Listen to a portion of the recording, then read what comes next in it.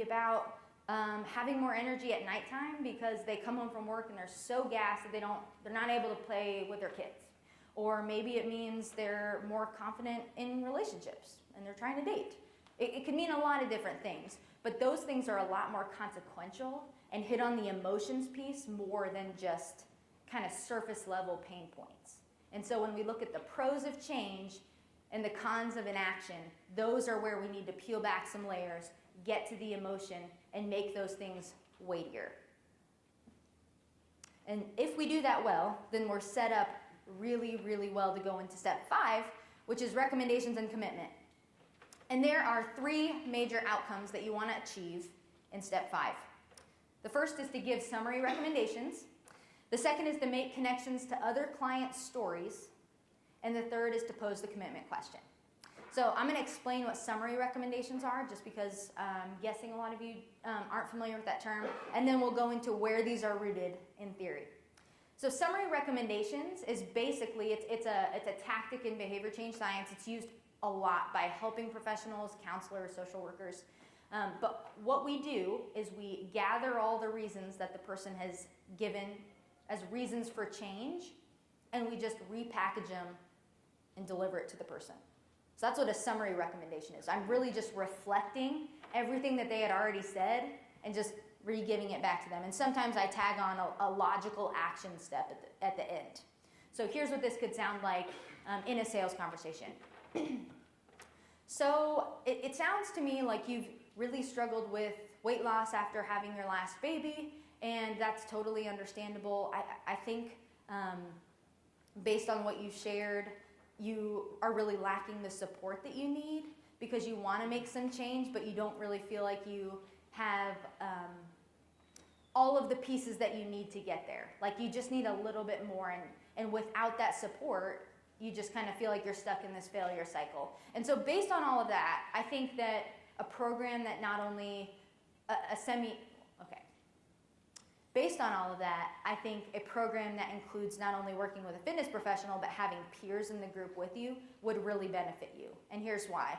You have some accountability and expertise from the trainer, but then you've also got peer support and then other people in that group with you to help support your goals, keep your eyes on the prize, and just to say like, hey, me too, I've been there. And I think that's the kind of level of support you need based on what we've talked about today. I didn't come up with any of that. Had I been in a sales conversation, it would just be all things that she had already said to me were important and reasons for change. So that's what a summary recommendation is. Let's look at the theory behind those 3 outcomes. Self-determination theory is the last theory we're going to cover today. It is the most complex of all the theories, so I'm going to keep it high level. I'm not going to go into too much detail, but I highly recommend reading about it if this interests you. But self-determination theory is unique in that it depicts motivation on a continuum, and it's a multi-layer continuum. So it's not actually a linear process like cognitive dissonance theory, and it's also not a staircase model, but it measures motivation quality. So how integrated motivation is into someone's personhood, or how integrated that behavior is into someone's personhood. It has a lot of different layers, so it includes things like the type of motivation.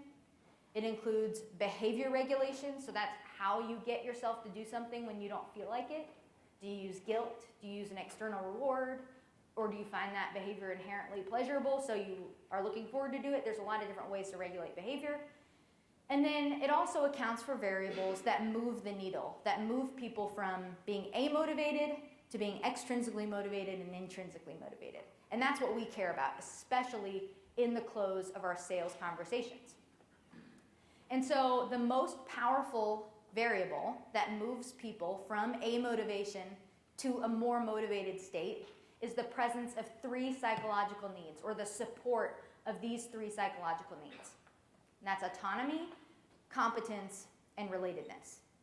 Autonomy is just freedom to choose for yourself, or to dictate your own path. Competence is confidence that you can change, or at least you can learn to change. And that extra layer of distinction is important there. And finally, relatedness is just feeling connection and belonging in the change space. That they don't feel alone in their journey to change, but they feel like there are other people along the journey with me, and I'm not alone in this. And so if those three things are present, especially as we're closing the conversation, our likelihood of closing goes up significantly and them coming to a more motivated place to say, yes, I want to choose action. And so this is how we apply those three psychological needs as we're doing these outcomes. So I gave the example of a summary recommendation. That is an excellent opportunity to support that need for competence. So that's feeling confident that I can actually learn how to change. I may not have the skills I need to now, but I can certainly acquire them. And that's kind of like that growth mindset. I'm sure you guys have heard that before. The summary recommendations outcome, if you pair on a reason to be confident or a reason that you believe the person can be successful, that is huge. It can be as simple as saying, we have a long way to go, but you seem hungry for change, and I think we can do it. Just depends on if you're willing to do the work.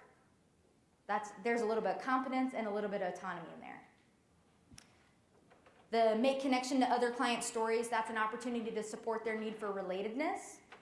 So basically just helping them to feel less alone. I often reference another client I have that has some similarities to them or reminds me of their story. So just basically giving them an anecdote of someone else that's been successful but also walked in their shoes.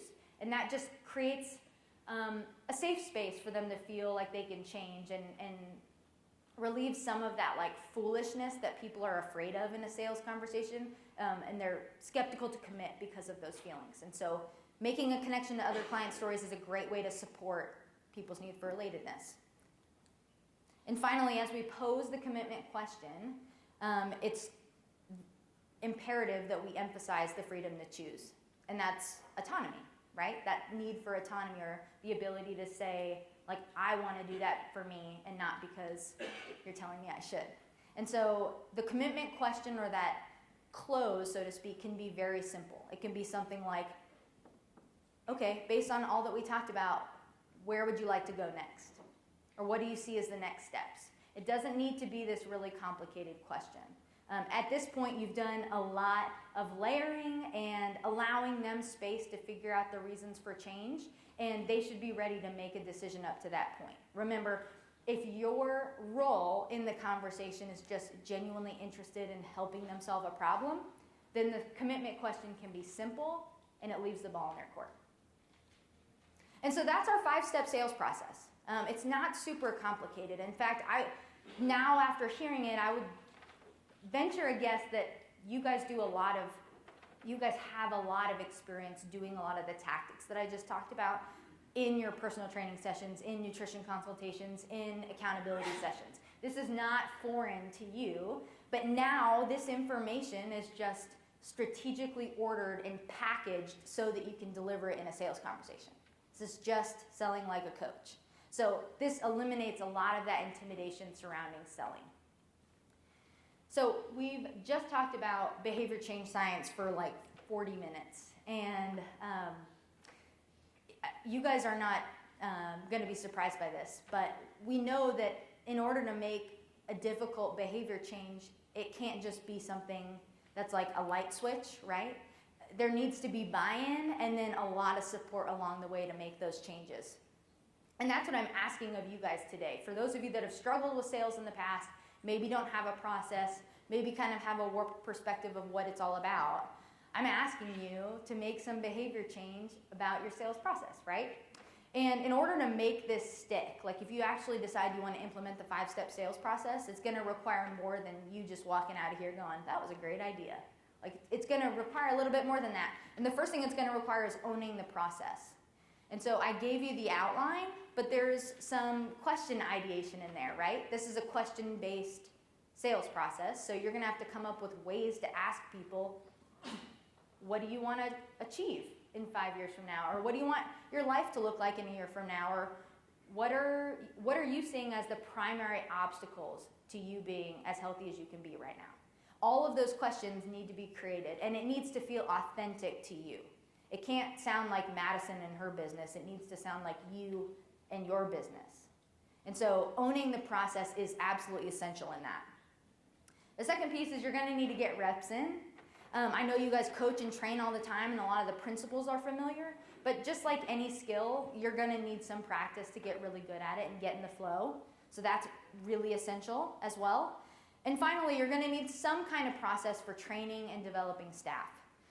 So you can't just expect for you to do the buy-in and then not have any kind of support for the other people who are delivering sales conversations at your business. And so once you're bought in and you understand the process and you've customized it, you need to know how to teach staff some of the principles we talked about today. And so the good news is that I'm not just going to leave you hanging. We have a Confident Sales Conversations workshop tomorrow. I believe it's like sometime during the 9 o'clock hour. And we are going to be doing all three of those things. So I have an outline that's not in your manual, but I'll have an outline where we can actually do question ideation. You're going to be working with peers as well as coaches. And we're going to actually be doing some of that owning of the process. So creating questions, talking through how do I transition from this stage to the next, or what kind of commitment questions do I feel are comfortable and feel authentic to me. We're going to be going through the entire process so you walk out of here with a complete outline to deliver a sales conversation. We'll also be doing role playing, which will be really fun. I'm excited for that part. And then we'll also be sharing some details about a follow-up series. It's a group coaching follow-up series on training and developing your staff on this sales process. And so if you want to do, if anything I've talked about today has resonated and you think you could benefit, I highly recommend that you come to the workshop tomorrow. We're going to be doing a lot of practical application there, and it's just, we're going to make it worth your while. And I didn't realize the time is on the slide, 9:50 tomorrow. And so with that said, this 5-step sales process we've talked about today is really just coaching in sales form. It's not too new of an idea, but I think when limiting beliefs consistently hold us back, we need a standardized evidence-based process to guide us along the way. Ideally one that leverages strengths we already have. And all of you guys are confident, competent, capable coaches and trainers. And so all we're doing is taking those skills and applying it to the sales conversation. And so if we can do what we do best, which is coach, then that's how we can sell with confidence. So excited to continue this conversation tomorrow, and thanks for your time.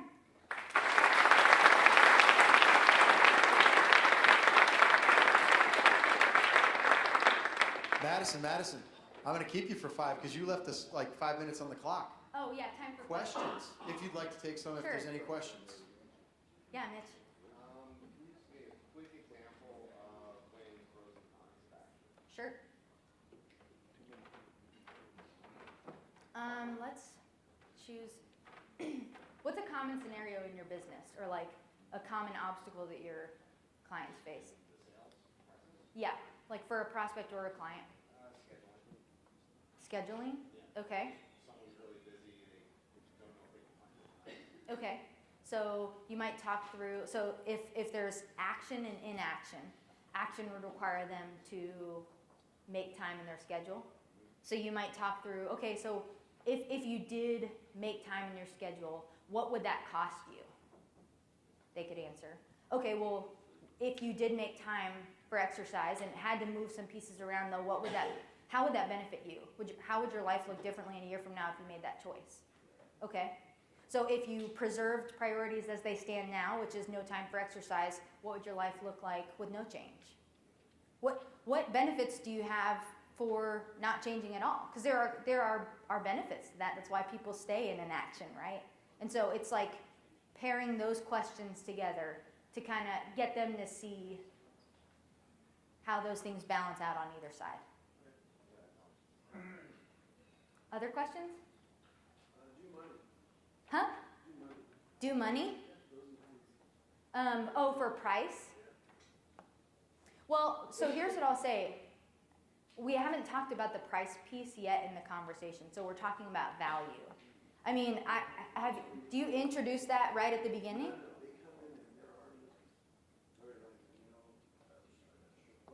Mm-hmm. So they're saying that that's the obstacle, is that what you mean? Okay. So you might say, so what are you spending your money on now? If you made a change to how you budgeted and you reserved a certain sliver of your budget for exercise, like what would the benefits of that be? What would what would that cost you? Would that mean like not having daily Starbucks runs? Would that mean like your kid not being able to do travel soccer? Would that mean other consequences? And so they need to acknowledge both that it's going to cost them something, but they're also going to have a benefit, and the benefit probably is longer lasting than some of the costs. That's how I would approach it. The money's part's hard though. No, way really comes is definitely that's valuable. Absolutely.